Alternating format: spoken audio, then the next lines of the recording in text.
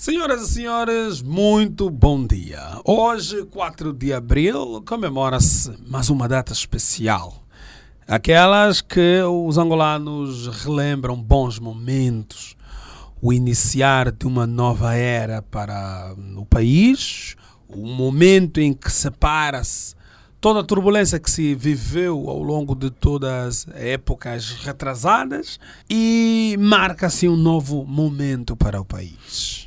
Hoje, 4 de abril, estamos a comemorar 21 anos de existência.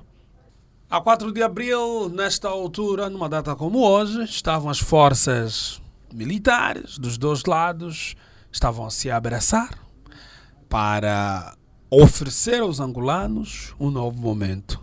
Passado esse tempo todo, hoje, a Rádio Viana se oferece a provocar uma reflexão para a comunidade, para os ouvintes.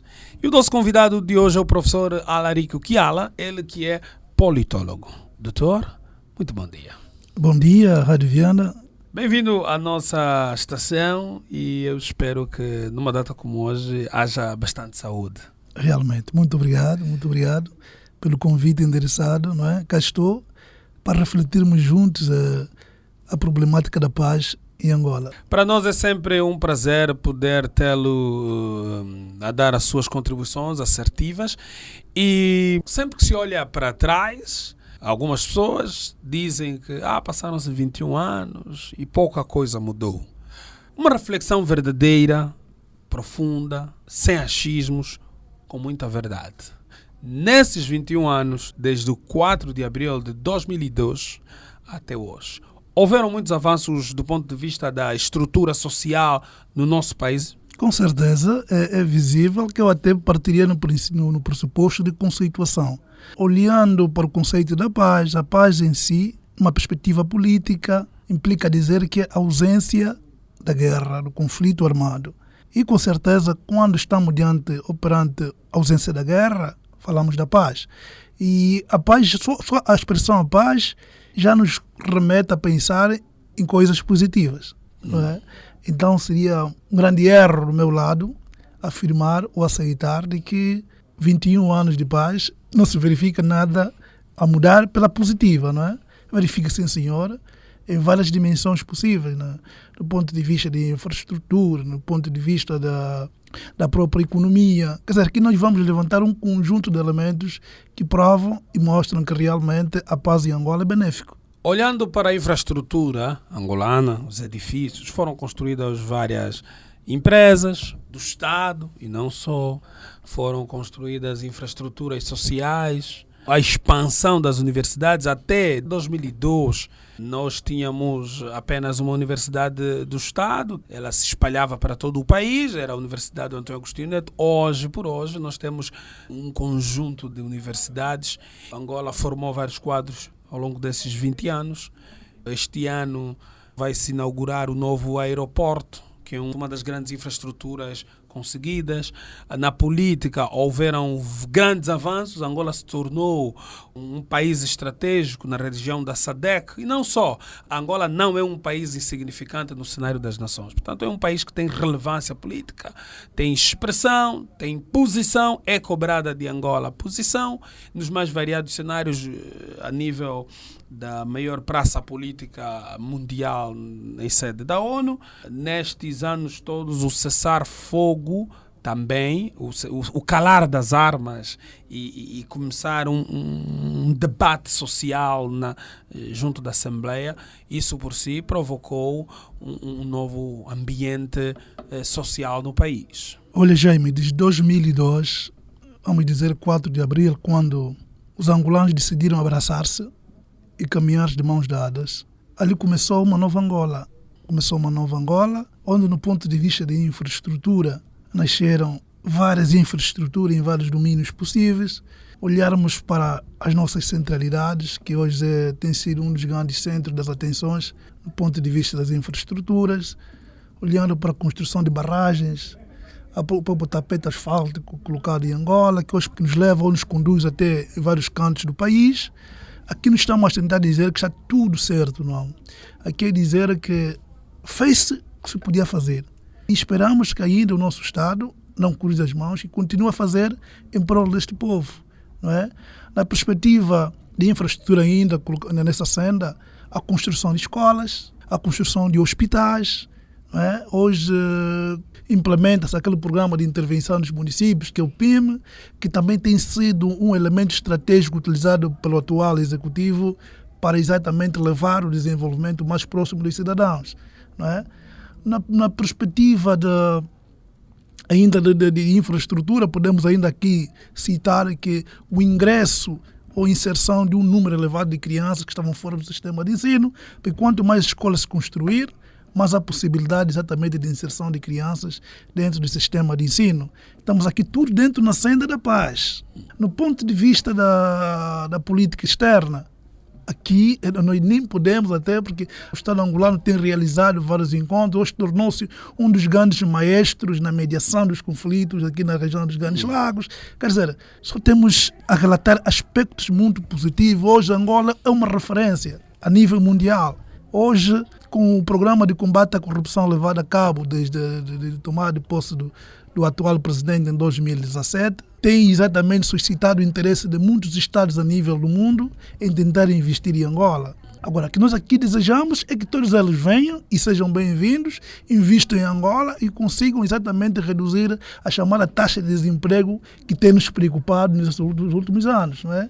E na certeza que com a redução da taxa de desemprego, estaremos exatamente a levar aqui em conta alguns elementos, como, por exemplo, o abandono no mundo da criminalidade, porque o que exatamente muitos jovens que refletem a questão do desemprego, às vezes têm tendência de dizer que é exatamente a razão pela qual faz com que eles abracem este mundo da criminalidade, a redução do índice de prostituição e outros males adjacentes que vêm exatamente, às vezes, beliscando o funcionamento do Estado. Mas aqui, dizer que a paz em Angola é bem-vinda, se bem que estamos a viver uma paz no ponto de vista de infraestrutura positiva, no ponto de vista de convivência social ainda um pouquinho precária, porque hoje aqui as pessoas lutam mais pela sobrevivência.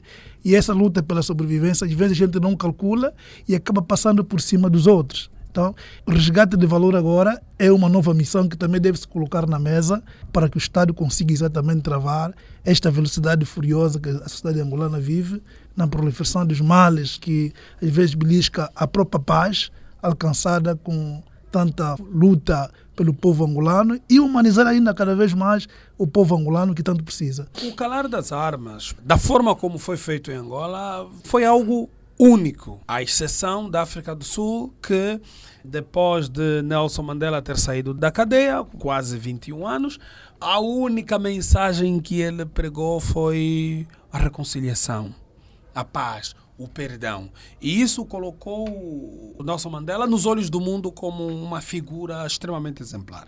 Angola, também, depois dos acordos de paz, fez algo parecido da mesma dimensão. Portanto, uniu as forças militares, algo que para aquele contexto, se fossem outros atores políticos na situação, talvez seria algo impensável. Mas foi uma lição de amor ao próximo, foi uma lição de principalmente unidade, quando as forças da situação e da oposição juntaram-se, formou-se apenas um único exército, houve essa integração, sem medo, sem rancor, com perdão pleno.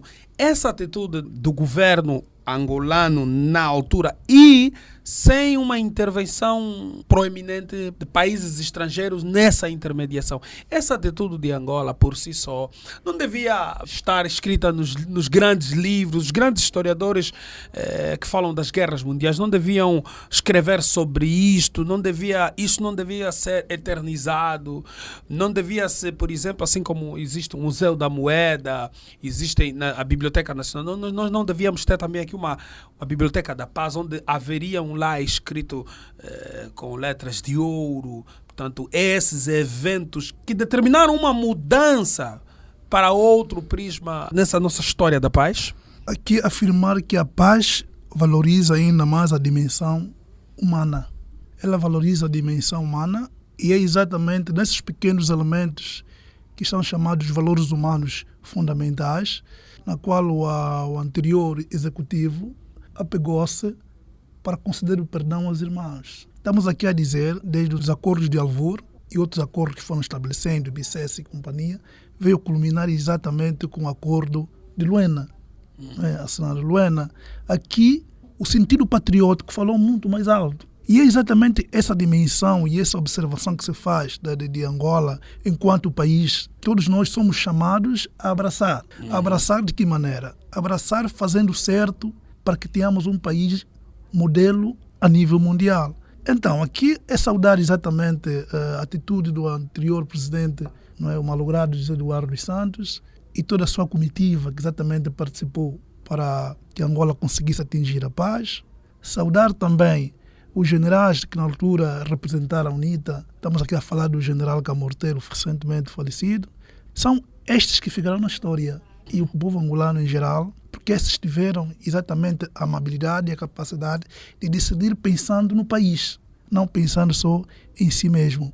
Portanto, com esta paz que vocês ofereceram, ou seja, que o povo angolano alcançou fruto do empenho dos próprios angolanos, simplesmente fazer aquilo que os angolanos tanto almejavam depois de aproximadamente 3 décadas de conflito armado. É um presente que exatamente podemos dizer que caiu dos céus, não é? Colocando assim na consciência dos angolanos o espírito patriótico, não é? E a direção para que tomassem uma decisão positiva em prol do povo angolano. É muito bom. Esses 21 anos, quem em 2002 estava a casar, deve ter uma filha de 19, 18 anos. Quem tinha que estudar deste período, pelo menos sem interrupção, 2 ou 3 faculdades podem ser feitas tranquilamente, são 555, portanto 3 faculdades podiam ser feitas tranquilamente. E hoje, com o calar das armas, portanto, nasce um novo momento para o país. Nós calamos a guerra de armas cala-se, mas vem a guerra de narrativas. Agora surge o debate de opiniões, de posições políticas na Casa das Leis, que é o melhor lugar para as civilizações modernas, onde devem ser colocadas essas questões, devem debater-se ideias e a voz da maioria vence, a minoria, portanto, submete-se. Mas nesses 21 anos surgem dentro desse cenário outros atores. As pessoas, os cidadãos, têm voz muito maior do que como era há 10, 15 anos atrás. Hoje um cidadão com um telefone pode, portanto, comover e impulsionar pessoas em relação às posições e posturas. Alguns países adotaram a posição de filtrar as redes sociais, controlar, monitorar aquilo que as pessoas fazem. A Angola não faz isso até agora. E, portanto, as pessoas são livres de se expressar. Há responsabilização, sim, quando se comete crime a partir das manifestações. Mas esta questão da facilidade que o cidadão tem para opinar, para participar na política de forma ativa ou não, provocando comoção social, isto por si só é um desafio muito grande para o governo da situação atual poder gerir. Com certeza é chamada abertura política. Quando há abertura política, exatamente estamos aqui a falar da democracia em crescimento. Nossa democracia ainda está na fase de crescimento, na evolução, e notamos isto a partir da maneira como interagimos no meio social. Essas aberturas que se vai tendo, não é? A própria Casa das Leis, o local específico onde são debatidos todos os problemas da sociedade angolana, e ali são os deputados que representam este povo. Foram eleitos pelo sufrágio universal e são eles exatamente que devem trazer as soluções para a resolução dos problemas deste povo. Portanto, falar das redes sociais, falar do próprio sistema de comunicação é muito normal. Aqui é só nos perguntarmos desde quando é que Angola começou a abraçar, não é, a evolução das TICs. Isso é recente ainda. Nós ainda somos bebês diante daqueles que são os gurus do mundo, né, que controlam exatamente os grandes sistemas de informação. Mas aqui, mesmo assim, nós não podemos abusar daquilo que é a liberdade que temos de utilização desses meios. Portanto, o debate político está em aberto. Hoje, a juventude angolana já consegue debater com uma certa lógica aquilo que são os problemas que lhes afeta, e até já conseguem fazer denúncias, aquelas anônimas, ou mesmo identificando quem fala, que é bom, que é um aspecto positivo para aquilo que é Angola que a gente sonha. Portanto, todos nós somos chamados a participar naquilo que é a construção da nação angolana. Porque essa nação ainda está em construção, ainda não está totalmente consolidada. Se está em construção, então todos nós devemos fazer parte da construção do país. Participar na construção e consolidação do país. E esta construção não é nada mais, nada menos, fazendo bem aquilo que sabemos fazer. Quem é professor, exerce a função ou seu exercício com zelo. Quem é sacerdote, então evangelize com zelo. E quem é bancário, faça o trabalho, tudo em prol de uma nação. Então continuemos a caminhar para o bem-estar deste país, que é o nosso, não é? A luta contra a corrupção é um dos grandes motes dos últimos tempos. Assistimos nos outros países que o enfrentamento da corrupção permitiu que mais pessoas tivessem acesso à distribuição da riqueza de forma proporcional. Os grandes cartéis da corrupção em todo o mundo se juntam, prejudicam, matam pessoas, dificultam as famílias de ter acesso ao bem básico. A corrupção enriquece de forma desproporcional. Portanto, Angola adotou nos últimos anos a luta contra a corrupção como uma forma de resolver os problemas mais básicos da população.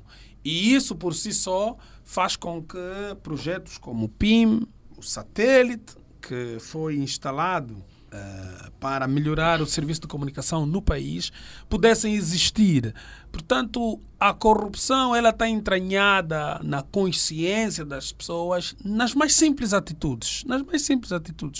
Como, por exemplo, na abordagem do polícia, e o cidadão, ao invés de solicitar uma atenuante ou aceitar, reconhecendo que, de fato, ele está ilegal por não estar com a carta de condução, por ter feito uma manobra perigosa, uma inversão de marcha num lugar proibido, ao invés de aceitar, a primeira atitude do cidadão é corromper o agente regulador de trânsito com valores.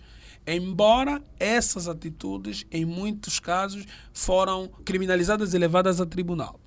Esta luta contra a corrupção, ela é generalizada desde aquele que rouba uma galinha até aquele que desvia milhões e milhões do erário público. Portanto, é um dos desafios que não tem data de validade. Pensa-se que há de ser uma luta que vá para frente. Acha que deveríamos, no nosso país, já depois de 21 anos, trabalhar leis mais fortes para aqueles que cometem crimes de peculato, que prejudicam o Estado com esses crimes? Aqui, olhando a princípio, a corrupção é um dos grandes males que inferna o mundo em si. E dizer que a corrupção ela está classificada em 3 níveis.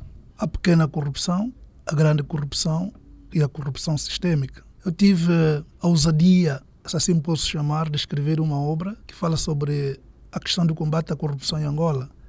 Isto lançado em dezembro de 2020.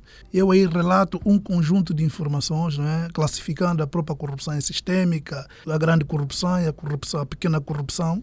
Aqui, quando falamos de um polícia, por exemplo, que aborda um certo cidadão, e este logo de primeira pensa em entregar algum valor financeiro para que este o liberte, estamos aqui a falar de pequena corrupção.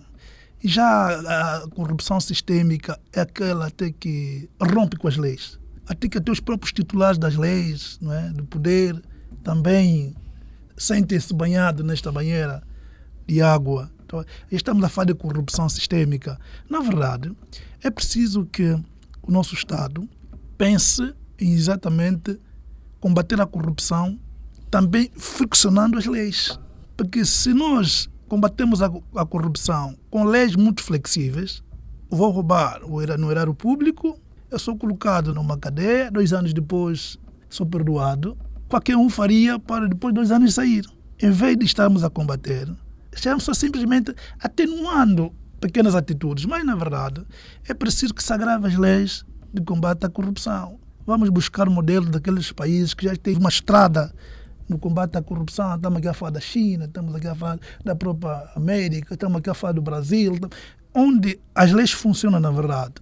O indivíduo que desvia fundos públicos é identificado, é preso, este deve pagar exatamente pelos termos da lei. Não é? Só assim estaremos a desincentivar aqueles que uma vez sonham também fazer isto, a não abraçar essas práticas.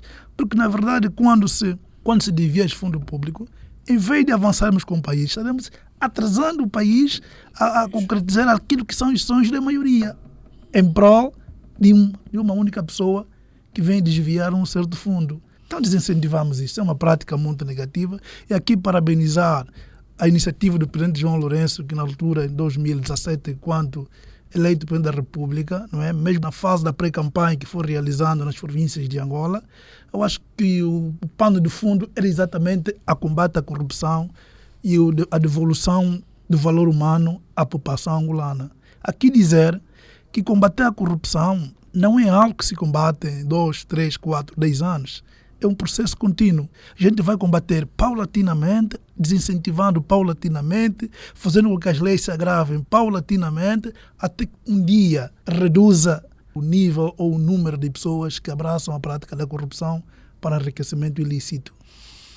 Doutor Alarico, a paz social é um estágio que todos os angolanos almejam, onde cada um poderá andar nas ruas e não ter dificuldade, não ter receio de ser assaltado, não ter receio de andar a altas horas, a possibilidade da pessoa ter o que comer junto de sua família a partir do seu trabalho, a possibilidade de regulamentar os processos e as várias ações e as pessoas poderem com tranquilidade discutir questões sem medo de represálias, sem medo de haver contravenções nas atitudes. Acha que estamos muito próximos de alcançar esse estágio ou é necessário mudar bastante a consciência dos angolanos que 21 anos depois ainda têm sequelas, têm atitudes que não contribuem para os avanços das grandes questões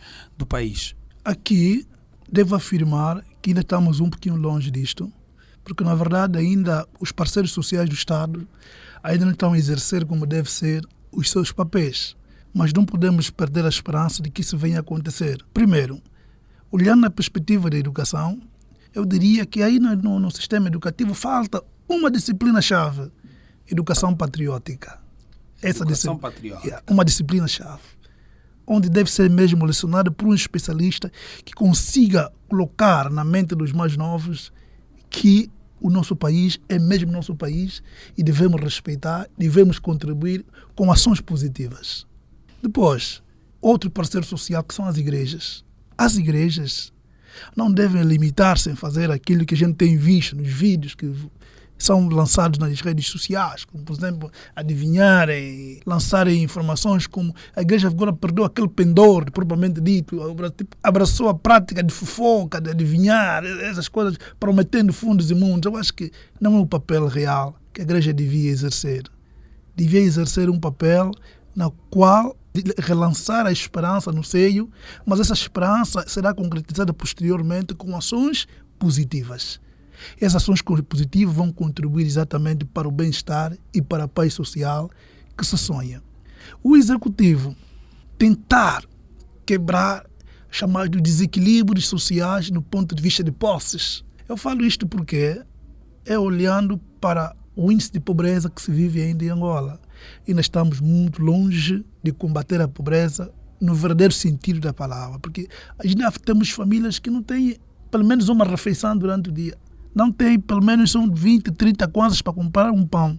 Então é difícil eu chegar a dizer a ele que não podes fazer isto quando sei que, mesmo sendo ilícito, mas é o meio segundo o qual ele utiliza para conseguir o mínimo para comer. Qual é a moral? Devemos olhar no combate à pobreza, criando programas de inclusão social, em que todas as famílias se revêem. Aqui tentar lançar no ar, após uma prévia organização, o subsídio, por exemplo, de desemprego. Isso também seria talvez uma das formas de reduzir a agressividade que se vive no meio social. Quem são os delinquentes de hoje? São jovens. De quantos anos? Estamos aqui a falar de 12, 20, 30, 14, 16 anos. São esses que estão a provocar a chamada guerra social, o conflito que às vezes é desnecessário. Mas, na verdade, se o Estado conseguir olhar e tomar conta de todos os aspectos mínimos que aparentam ser insignificantes, estaremos a resolver aquilo que é fundamental. a asfaltagem das vias secundárias, terciárias das nossas zonas. Estamos há 21 anos de paz. Eu acho que as administrações municipais deviam facilitar um pouquinho, limpar mais um pouquinho aquilo que o povo hoje vem especulando que o executivo não está a fazer. Porque, na verdade, a falha vem das administrações municipais. Devem apresentar um plano diretor a quem de direito para que seja incumbido exatamente, ou seja, orçamentada, para que se resolva o problema do povo. Porque não se aceita hoje, num município como Talatona, que está a nascer agora, ainda temos bairros totalmente desestruturados, desorganizados, quando sabemos que Talatona é um município recente. Então, onde esteve o administrador municipal? Onde está? Onde está o administrador de Viana e outros municípios de Luanda? É possível resolver? É possível. Basta simplesmente criar um plano de ação, implementá-lo e teremos o problema resolvido. Então, tudo isto aqui vai exatamente facilitar com que a polícia consiga chegar de um ponto para outro para atender uma situação de emergência solicitada por um cidadão, porque com nossas vias buracadas, águas paradas, é difícil, até porque as próprias viaturas, os meios rolantes utilizados pela polícia, perdem o tempo e mesmo a vida útil também é reduzida. E ainda provocamos mais gastos para o cofre do Estado, que deve adquirir novas viaturas para substituir exatamente os carros de patrulha. Quer dizer, nós, ao asfaltarmos as vias secundárias e terciárias, estaremos combatendo um conjunto de problemas sociais. Doutora Larico, nós estamos para analisar as grandes questões estruturantes que Angola desenvolveu nesses 21 anos de comemoração da paz, desde 2002. No dia 4 de abril que se assinou exatamente o Acordo de Paz, instituiu-se essa data como o momento para a celebração da paz. E o resgate de valores morais, os valores sociais, o amor para com as famílias, o amor ao próximo, o respeito, são os grandes desafios, não só do governo, mas também dos familiares. Assiste-se hoje na nossa comunidade várias ações criminosas, pais que agridem filhos, o nível da prostituição aumentou muito, desigualdades sociais estão muito patentes, muito por conta das grandes crises econômicas que se vivem no mundo todo. Portanto, não é algo exclusivo de Angola. O momento assiste a esses grandes desafios para as lideranças políticas do país. As igrejas, como parceiros do Estado, têm um trabalho muito grande a ser desenvolvido. Têm feito a sua parte, mas cobra-se deles muito mais. Ainda temos um pequeno número de associações cívicas, temos um pequeno número de grupos apartidários que desenvolvem ações para mudança de comportamentos e a consciência. A população carcerária, volta e meia, aumenta. Assiste-se um problema com o aumento da criminalidade.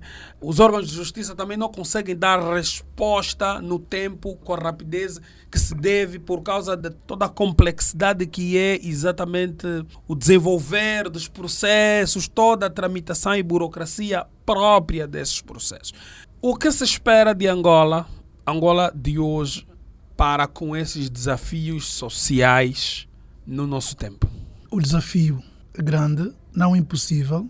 Aqui dizer que se cada parceiro social do Estado, as famílias em geral, cada um fizer o que deve fazer, vamos reduzir drasticamente este ambiente que se vive em Angola. Porque, na verdade, por uma única palavra podemos dizer, é a fome. Um organismo que está 12 horas sem qualquer alimento a ser ingerido, a mente não funciona em pleno. Ele vai funcionar pela metade e tudo que virá na mente são planos negativos. Traçar planos negativos. E esse cenário que a gente vê hoje, não basta simplesmente o pastor dizer que não vamos abraçar o mundo da criminalidade. É verdade, ele vai dizer, e o crente vai dizer, vai perguntar dentro de si, é verdade, pastor, tudo bem, é verdade isto. Mas agora, como vou sobreviver se eu vivo disto? Mas agora, aqui um conjunto de fatores que devem ser levantados e selecionados para que tenhamos a paz social que a gente sonha. Se não houver paz sociais, teremos de construir mais cadeias. E ao construir mais cadeias, muitos até vão diretamente para lá sem passar pelas mãos do tribunal. Foi capturado e levado para lá. Por quê? Porque o nosso sistema de justiça pode não conseguir dar conta do número elevado de procura para solucionar o seu problema. Então aqui desincentivamos, aqui na verdade desincentivamos a juventude, pedimos às famílias que exerçam com zelo o papel de família mesmo, aconselhando, sobretudo, pedir às escolas para que não só escrever, mas mais espaço de debate em temas para que os alunos possam ouvir, talvez na primeira pessoa, não é, dos seus professores, que tidos como nós aqui chamamos de como o nosso segundo pai, nossa segunda casa, não é? Talvez isto aqui venha fazer com que a juventude desabrace essas práticas. Aliás, a prática da delinquência hoje não está só nos jovens, até os mais velhos também estão a praticar. Então, para tal, é preciso mesmo que todos nós nos engajemos em prol da nação, porque é Angola em jogo. É toda uma nação em jogo. E para tal, todos nós juntos podemos combater. Mas é preciso que haja abertura. Aqui é dizer às administrações municipais, à própria Polícia Nacional, uma vez a outra, passar nas comunidades e deixar sempre uma palavrinha daquela que o jovem gostava de ouvir, para que ele se sinta seguro. Porque nossos bairros já não nos garantem nenhuma segurança. As nossas ruas já não nos garantem segurança nenhuma. Mas é possível devolver ou retirar este medo ao cidadão, é possível praticando ações que venham a condizer exatamente com aquilo que é a segurança do povo. Então, nossa Angola pode caminhar para tudo isso se nós tivermos de braços dados para a resolução dos problemas que afetam diretamente a nossa sociedade angolana. Mas aqui citar que devemos resgatar os valores humanos fundamentais. O respeito à vida, sobretudo. O amor ao próximo, a solidariedade, que aos poucos vem se verificando a perda desses valores e com a perda desses valores vamos agravando aquilo que é a convivência social. Estamos aqui a conversar com o Dr. Alarico Kiala, ele que é professor e politólogo. Os grandes desafios que os angolanos têm nesses 21 anos de celebração da paz. Hoje decidimos provocar essa reflexão das questões estruturantes da nação que afetam a todos nós, os grandes desafios que se assistem. Tanto com o calar das armas surgem outras questões importantes, como exatamente a desigualdade social, que é necessário combater à risca e a rigor. Os debates políticos devem ser feitos em ambientes propícios, porque é assim que as democracias convivem. A convivência dos contrários, o respeito à ideia alheia, são elementos basilares de uma sociedade moderna baseada na lei, na democracia, no respeito à dignidade alheia. Os grandes desafios que são a base desta Angola moderna são trazidos aqui à risca para que possam ser analisados de forma fria, forma honesta, coerente, para que os angolanos possam compreender exatamente que cenários são-nos oferecidos, já que nós celebramos a paz, mas há outras guerras. Há a guerra diária do desafio de ter que alimentar a família. O desafio de todos os dias termos que ir ao hospital e ser bem atendidos. Somos mal atendidos porque a funcionária está indisposta, porque ela, mesmo tendo a instrução, mesmo conhecendo a deontologia profissional, não consegue se apossar da dor alheia e pensar que esta senhora que está em estado de mãe, grávida, com dores, pelo menos um sorriso pode amenizar a dor. Esses grandes desafios, como resolvê-los, doutor? Olha, é fácil. Os desafios que acabamos de citar há pouco tempo, é muito fácil resolver. Aqui, primeiro, se realmente queremos ter um sistema administrativo funcional, o primeiro passo que o executivo deve olhar é a devolução do poder de compra às famílias. Com a devolução do poder de compra às famílias, o segundo passo é exatamente a questão ligada à produção, ou à questão da produção interna. Porque, na verdade, esses comportamentos que às vezes a gente verifica é resultado da falta daquele elemento que em Angola passa que espécie de institucionalização de gasosa. Porque muitos de nós frequentamos esses hospitais e na falta desse elemento a gente somos mal atendidos. Mas se na verdade a gente colocar logo em primeira instância, eu tenho isto, atenda-me bem, o atendimento é eficaz. Então é para dizer o quê? Tudo isso aqui é resultado da perda do poder de compra das famílias. As famílias angolanas já não têm poder de compra. Hoje, olhando para um enfermeiro, por exemplo, não é? Um enfermeiro, estamos a falar dos hospitais, um enfermeiro que oferece um ordenado aproximadamente de 80 e poucos mil kwanzas. E olhando para aquilo que é o alimento básico da população angolana, olhando para o peixe, o frango, os preços são aqueles. Com 80 mil kwanzas, ele não consegue satisfazer nem sequer 50% daquilo que são as necessidades que ele tem. Portanto, em vez de gerir esses problemas simplesmente na sua própria casa, ela acaba levando todos esses problemas até o local de trabalho. Com certeza que ali não haverá produção. Porque, na verdade, quando as necessidades fisiológicas, as primárias, as necessidades humanas não são bem satisfeitas, ela provoca um problema que os psicólogos chamam de que é uma reação totalmente direta ao objetivo. Então, acaba atendendo mal aquele cidadão que vai à procura de um serviço. Isto aqui não é bom para uma economia em fase de desenvolvimento. A gente não contribui. Então, aqui chamamos a atenção. Primeiramente, o próprio órgão empregador deve se rever. Ele, ao se rever, ao pagar bem o cidadão, esse cidadão simplesmente vai exatamente também exercer com zelo aquilo que ele não sabe fazer. Aqui é chamar todos os setores possíveis, exatamente todos os ministérios, todos os setores públicos e privados, para que devolvam primeiro o poder de compra a quem? Que são os trabalhadores. Posteriormente, este com o poder de compra vai trabalhar.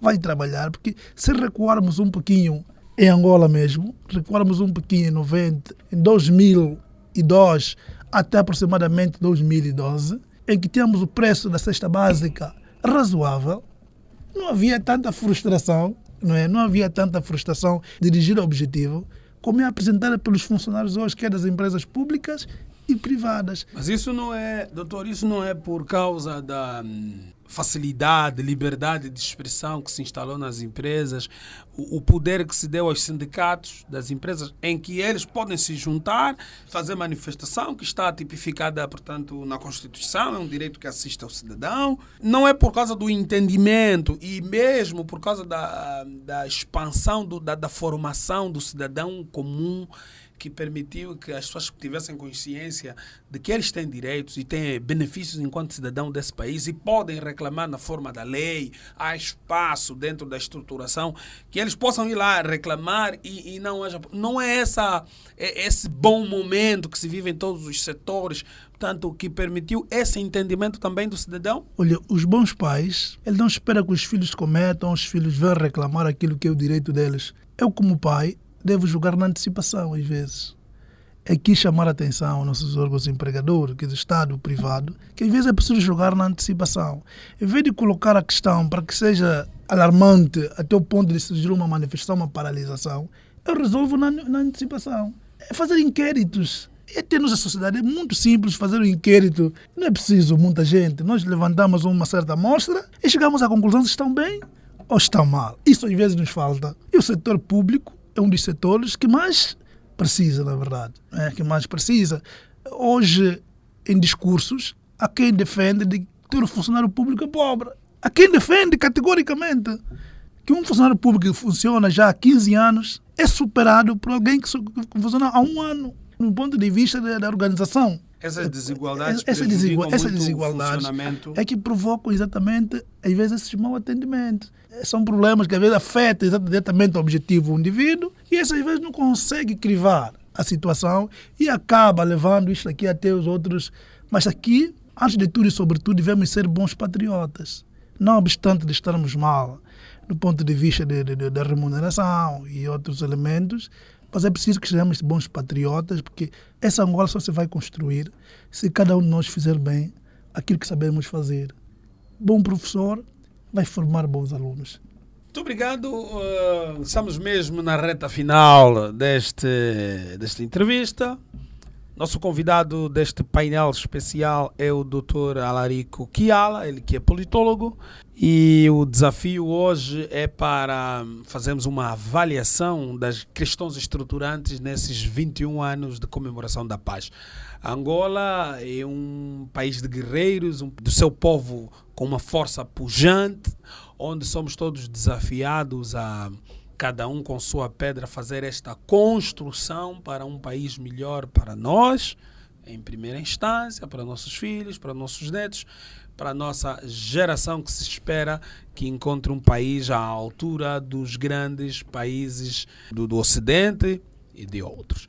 Doutor Alarico, em guisa de conclusão, vê-se, assiste-se muito. Alguns acham que existe esse fenômeno da imigração no país, outros que nem dizem que nem por isso não há de fato uma imigração, embora se assiste nas embaixadas de alguns países um fluxo e uma enchente recorrente de pessoas a solicitar visto, mas o chefe de Estado garantiu que não existe isso. O que ocorre é algo normal, em que as pessoas queiram ir para outro país para passar férias, para fazer tratamentos e o normal que sempre existiu. Portanto, nesses 21 anos é a primeira vez que ouvimos essa avalanche. O doutor acha que de fato há esse fenômeno da imigração de angolanos para fora, ou é um momento pontual, são questões privadas que fazem as pessoas saírem do país? Olha, eu até, para responder essa questão, para comentá-la, vou dizer assim: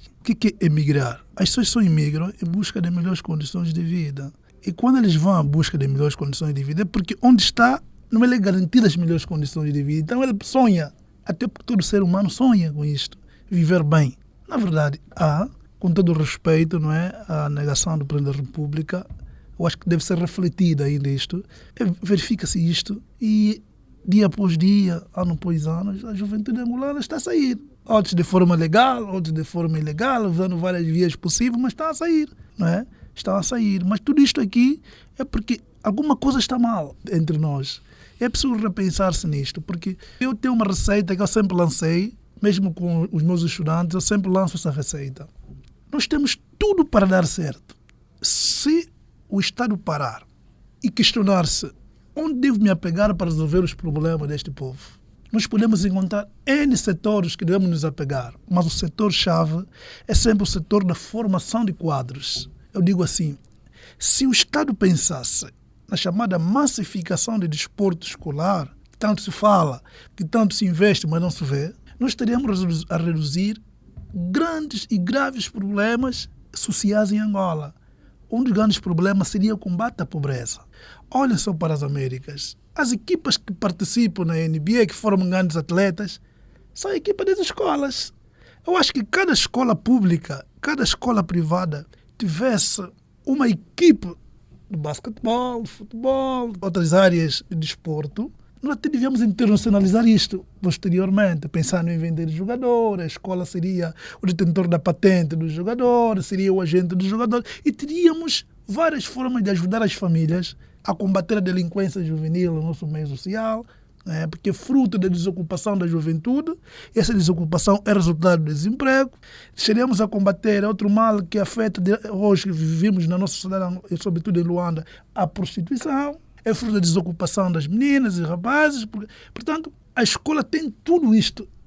Mas basta simplesmente o nosso Estado criar condições iniciais para que posteriormente eles mesmos avancem. Hoje o desporto em Angola morre. No tempo dos conflitos armados em Angola, era um dos grandes momentos que o povo tinha de euforia. Eu bem me lembro, íamos à cidadela desportiva, mesmo ouvindo que o município X foi bombardeado, mas nós conseguíamos ir à cidadela, esquecíamos em alguns instantes aqueles problemas que afetavam a cidade angolana, aplaudindo futebol, basquetebol, handebol, e já provamos ao mundo que podemos fazer melhor. Eu não sei exatamente o que é que falta. Então, olhem para a juventude, que será exatamente os construtores dessa Angola do amanhã.